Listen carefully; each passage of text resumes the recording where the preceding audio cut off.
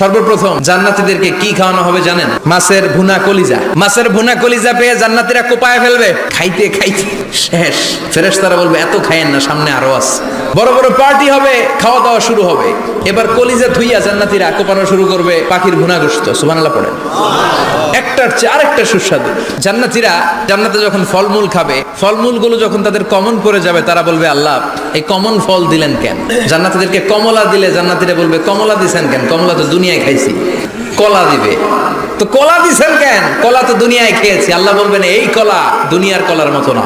দুনিয়ার কলার ছোলা ফেলে দিতে হয়, বিচি ফেলে দিতে হয়, পাতা ফেলে দিতে হয়। জান্নাতের ছোলা ফালা লাগবে না। ছোলা খাও, ছোলা আরো মজা।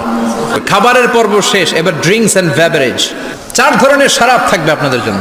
নাম্বার 1 মিনারেল ওয়াটার, বিশুদ্ধ পানি। নাম্বার 2 দুধের ঝর্ণা। নাম্বার 3 মধুর ঝর্ণা। নাম্বার 4 মদের ঝর্ণা। প্রাণ ভরে জান্নাতীরা এই মদ পান করবে। দুনিয়াতে মদ খাওয়া আমাদের জন্য হারাম। আমরা দুনিয়াতে মদ খাবো না, জান্নাতে যে খাবো কোপায়া।